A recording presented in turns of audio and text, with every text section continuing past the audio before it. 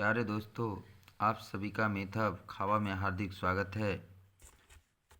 मैं class 10th का test series लेकर आया हूँ, जिसमें प्रत्येक विषय से ऑब्जेक्टिव एवं सब्जेक्टिव दोनों से क्वेश्चन जो इम्पोर्टेंट होता है, जो बिहार बोर्ड एग्ज़ाम 2023 के लिए इम्पोर्टेंट होता है, उसे इस टेस्ट सीरीज में शामिल किया जाता है। तो हमारा पहला क्वेश्चन है, मैथमेटिक्स से 0 और 50 के बीच की विषम संख्याओं का योग ज्ञात करें। इसे कई बार पूछ चुका है, इसलिए ये बहुत ही इम्पोर्टेंट क्वेश्चन है। क्वेश्चन नंबर दूसरा है, 8 के प्रथम 15 गुणजों का योग ज्ञात करें। 8 के प्रथम 15 गुणज का योगफल ज्ञात करना है। ये भी बहुत ही इम्पोर्टेंट क्वेश्चन है, इसे भी कई बार पूछ चुका है। क्वेश्चन नंबर 3 है, 2, 7, 12 डॉट डॉट डॉट 10 पदों तक का योग ज्ञात करना है। ये भी इम्पोर्टेंट क्वेश्चन है। क्वेश्चन नंबर 4, -37, -33, -29 डॉट डॉट 12 पदों तक योग ज्ञात करना है। ये भी क्वेश्चन इंपॉर्टेंट है। अब है क्वेश्चन 5 नंबर, संस्कृत में है, अनुवाद करें। गंगा हिमालय से निकलती है, सीता राम के साथ बन गई, कर्म से सफलता मिलती है, राजा दशरथ के 4 पुत्र थे, वृक्ष से पत्ता गिरता है।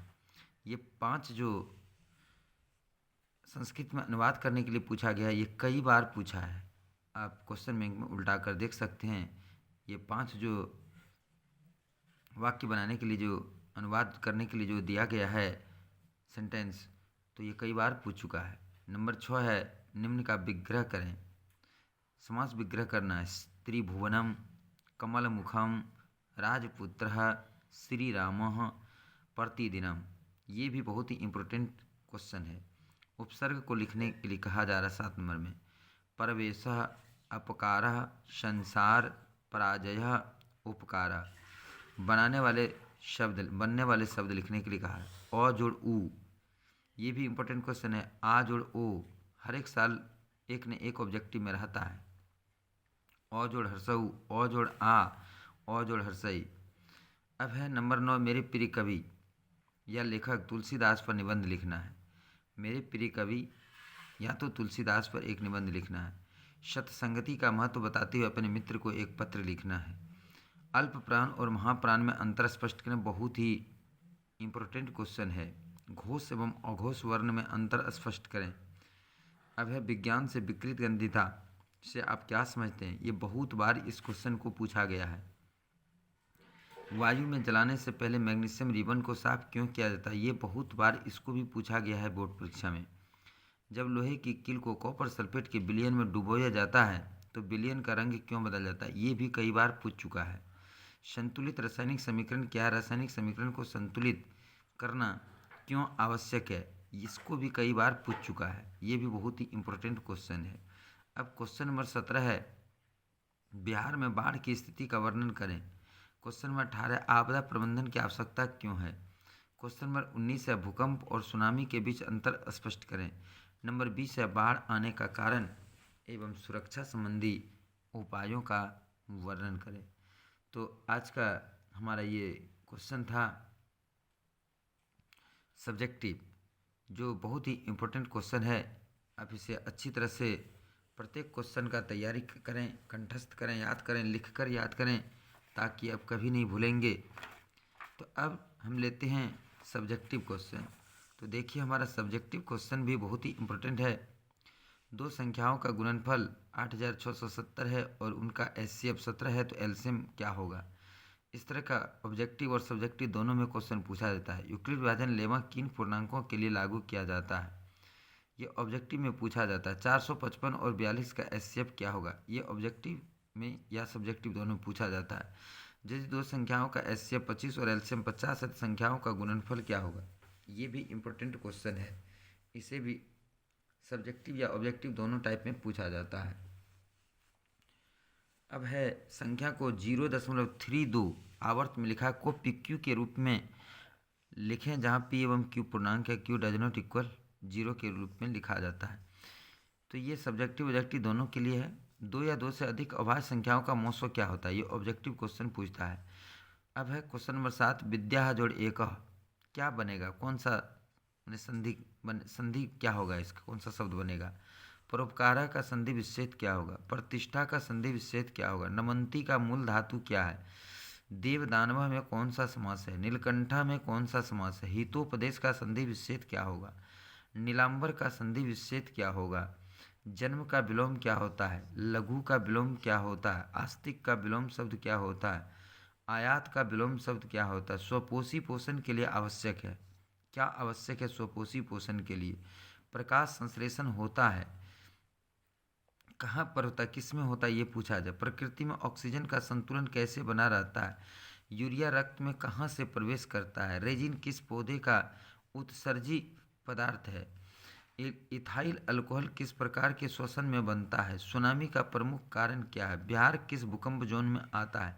भुज में किस वर्ष भूकंप आया था? आपदा प्रबंधन किया जाता है, आपदा प्रबंधन क्या होता है? प्लेट को इंडियन प्लेट को खिसकने की दर है। कृषि सुधार होता है। तो ये था हमारा 30 बहुत ही इम्पोर्टेंट ऑब्जेक्टिव्स। आप इन सब ऑब्जेक्टिव्स को गेस्ट पेपर या वगैरह किसी भी बुक में आप देखिएगा, ये सारे ऑब्जेक्टिव्स जो हैं आपको मिलेंगे। इनका आंसर आप तैयार कीजिए, मैं इसका आंसर अगले वीडियो में बताऊंगा।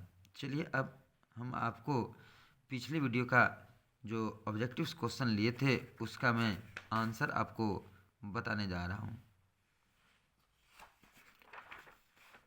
तो आप पहले जो आप पिछली वीडियो का क्वेश्चन देख लीजिए। वस्तुनिष्ठ प्रश्न में क्या पूछा गया था? भूतकाल कितने प्रकार के होते हैं, वर्तमान काल कितने प्रकार के होते हैं, भविष्यत काल कितने प्रकार के होते हैं। तो ये हमारा क्वेश्चन था, एक बार आप क्वेश्चन को देख लीजिए।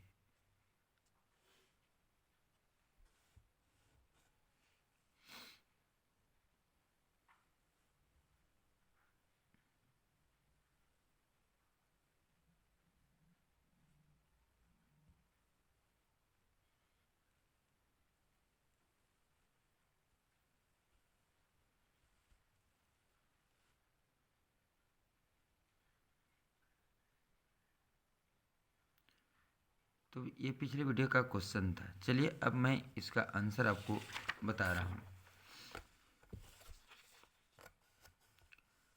चलिए लिखित आंसर ये है।